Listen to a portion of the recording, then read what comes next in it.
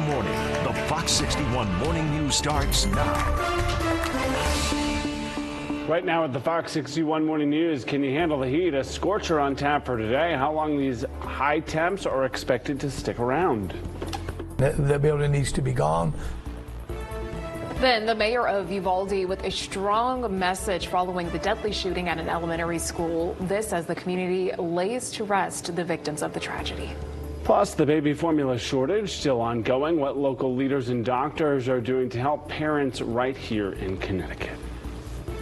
Good morning, sunshine. Thank you for joining us here on Fox 61. We hope you're having a great day so far. I'm Symphony Privet. And I'm Keith McGilvery. Check this out. A very familiar face in a brand new place. Welcoming Rachel to early morning weather full time. Full time, yes. Good morning. I will be waking up with you guys dark and early Monday through Friday, but I am very much looking forward to it. So. And no rest for you because we're following a scorcher today. Absolutely. I mean, today is going to be very, very warm, just like yesterday, hot and humid, but we are going to see temperatures cool off rather quickly over the course of the overnight hours. Okay. So it is going to be a kind of a tale of 2 days where we are going to be watching for a backdoor cold front to push through. And what is that? Well, it just means that the cold front normally comes from about east to west. Now it's, or I should say west to east. Now it's coming from east to west and cooling things off rather quickly. Right now, though, numbers are about 24 hours or so ago, anywhere from 10 to even 14 degrees warmer than where we were sitting just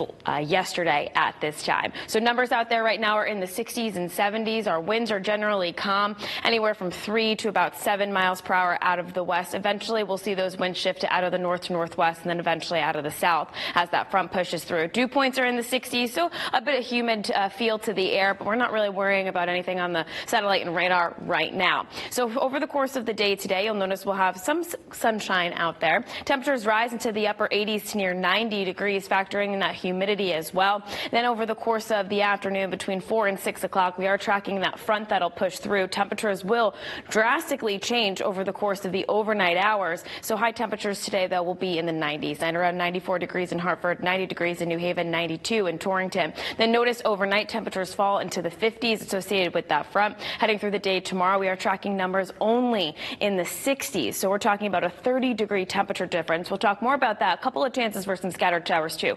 More on that coming up in my full forecast. Guys, back to you. All right. Thank you, Rachel. Reminder, download the Fox 61 News app, especially on days like today when weather certainly is a factor for you and your family. Get your forecast right down to your own neighborhood. Breaking news and traffic all there as well. All right, just about 3 past the hour, there will be an increased police presence at all schools in East Haven. We're learning until the end of the school year. Yeah, this all comes after police arrested a middle school student accused of making threats against several classmates. Well, that student is expected to face a judge today. School officials want to remind all students to report any threat or concern they may see or hear. They say parents are also encouraged to monitor their child's social media activity. Yeah. Now, this all comes following the deadly shooting last week in Uvalde, Texas. 19 children and 2 teachers killed. A grieving community now considering plans to tear down Robb Elementary School and rebuild. Now, the town's mayor spoke with local media. Listen to this. I don't think anybody's plans are but to tear that building down, and it needs to be torn down. I would never expect a child to have to ever walk in those doors ever again. That building needs to be gone, taken away, and gone. President Biden also reportedly supports tearing down the building so the town can start fresh. Meanwhile, funeral services, one after another, being held for those victims. The first up, 10-year-old Amerie Jo Garza. Loved ones lined up into a funeral home located just across the street from Robb Elementary, the site of that devastating mass shooting. And Nevaeh Bravo was also 10 years old. Her family honoring her memory here. Just such a sad situation. This beautiful little girl grieving an unthinkable loss. 10-year-old Jose Flores remembered yesterday as well. His uncle writing a touching Facebook tribute saying, "Rest in paradise, my beautiful angel." Back here in Connecticut, police in New Haven expected to provide an update today on a cold case dating back 5 years. Later on this afternoon, investigators holding a news conference with an update on the shooting death of Norman Boone. Back in 2017, Boone and another man were shot near Dickerman Street. between Sperry and Orchard Streets. Boone died at the hospital. Of course, stay with Fox 61 as we learn new information that may come from that. We will be sure to bring it to you across all of our platforms. Meanwhile, state police wrapping up their holiday traffic enforcement Monday night. Over the weekend, troopers monitored the highways with extra patrols as more people headed to and from their Memorial Day destinations. According to state police, as of Monday morning, there were nearly 5,000 calls for service, 32 people arrested for DUI. There were more than 280 crashes. 3 of those crashes, sadly, we learned, were deadly.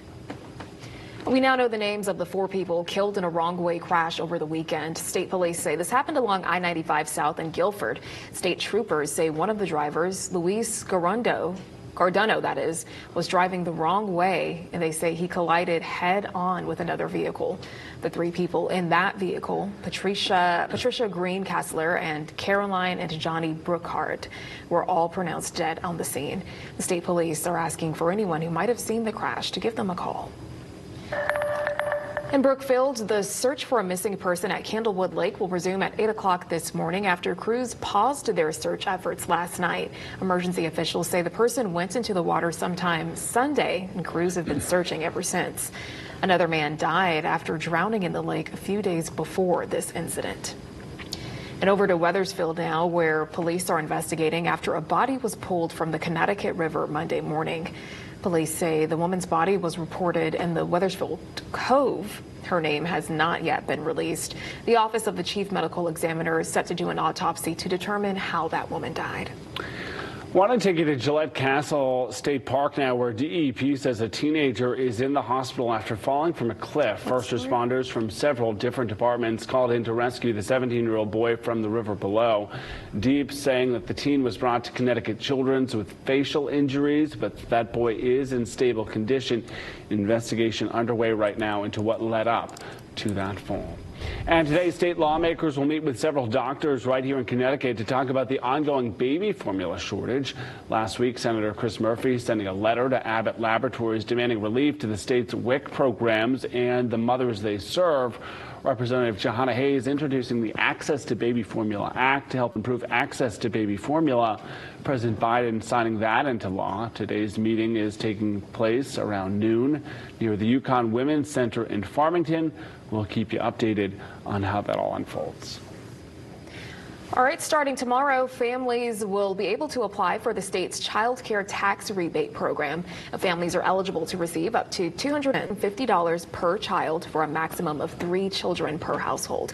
One requirement to keep in mind, though, you must have claimed at least one dependent under the age of 18 on your 2021 tax returns. So if you did that, you are eligible.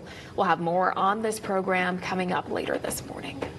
All right, still to come right here in the Fox 61 Morning News, a spike in monkeypox cases raising concerns from the World Health Organization.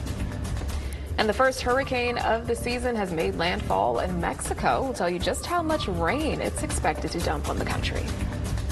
It's supposed to represent the ones who have died. She knows her stuff well here, remembering the men and women who laid down their lives for ours. A look back at Memorial Day 2022 right here across our state. Stay with us.